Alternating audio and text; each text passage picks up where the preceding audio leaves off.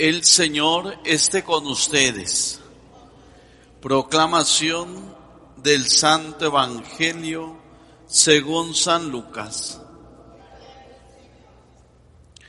En aquel tiempo, Jesús fue a Cafarnaúm, ciudad de Galilea, y los sábados enseñaba a la gente. Todos estaban asombrados de sus enseñanzas, porque hablaba con autoridad. Había en la sinagoga un hombre que tenía un demonio inmundo y se puso a gritar muy fuerte: «Déjanos, ¿por qué te metes con nosotros, Jesús Nazareno? ¿Has venido a destruirnos? Sé que tú eres el Santo de Dios». Pero Jesús le ordenó: «Cállate y sal de ese hombre». Entonces el demonio tiró al hombre por tierra en medio de la gente y salió de él sin hacerle daño. Todos se espantaron y se decían unos a otros: ¿qué tendrá su palabra? Porque da órdenes con autoridad y fuerza a los espíritus inmundos y éstos se salen. Y su fama se extendió por todos los lugares de la región. Palabra del Señor. Si gustan sentarse un momentito, por favor. Queridos hermanos, hemos escuchado esta mañana estas palabras del apóstol Pablo, muy interesantes, en la que hoy nos habla del Espíritu de Dios. Este Espíritu que tú y yo hemos recibido el día del bautismo y que lo confirmó Cristo nuestro Señor en el día en que recibimos la confirmación, donde el Espíritu de Dios se derramó completamente en nosotros, concediéndonos aquellos dones, don de la sabiduría, de la ciencia, del temor, de la inteligencia. Y estos dones y este Espíritu es el que tiene que gobernar nuestra vida, así como gobierna la Iglesia. En nuestros días y después de que Cristo se fue a los cielos, después de que Cristo marchó a los cielos en su ascensión, nos envió al Espíritu Santo. Y desde entonces, ese Espíritu Santo, esta tercera persona de la Santísima Trinidad, es la que gobierna el mundo, es la que dirige los destinos del mundo, es la que dirige al hombre, a ti y a mí. Pero este Espíritu puede actuar cuando el hombre le permite. Una de las características de Dios es el respeto. Dios nunca es un intruso. Dios nunca nos obliga a nada, ni siquiera para salvarnos. Dios siempre es un Dios de proposición. Dios siempre te va proponiendo.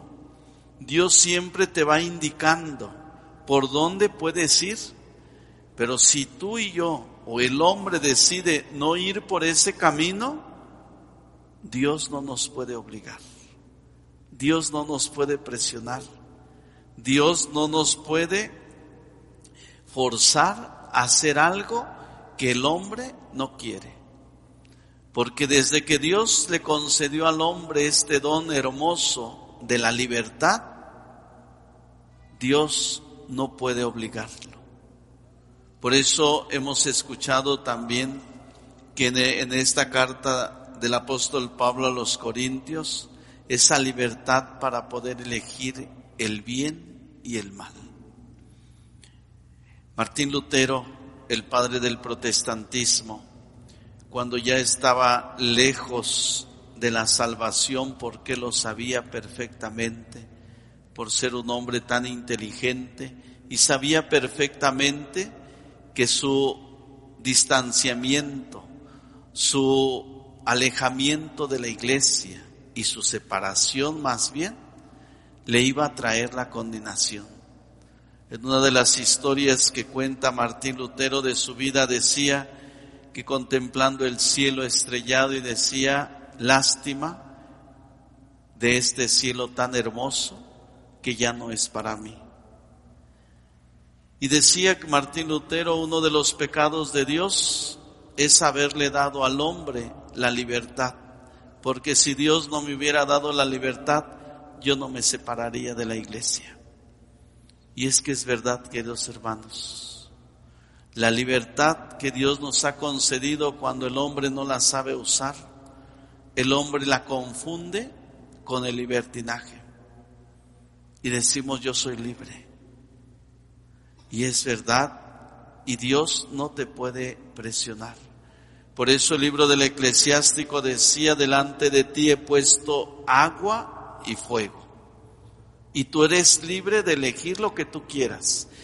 El fuego te lleva a la condenación y el agua te lleva a la salvación. Tú elige, yo te propongo, aquí está. Cristo nuestro Señor usaba otras palabras diciendo, delante del hombre hay dos caminos, un camino amplio y un camino estrecho. Y el camino amplio, decía Cristo, te lleva a la condenación. El camino estrecho, dice, te lleva a la vida eterna, pero tú eres libre de escoger el que tú quieras. Yo te he indicado cuál es el camino mejor.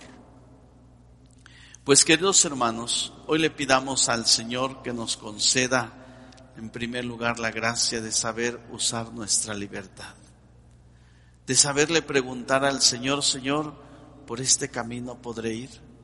¿Por este camino que voy será el mejor no solo para mí, sino en mi familia, con mi esposa, con mi esposo?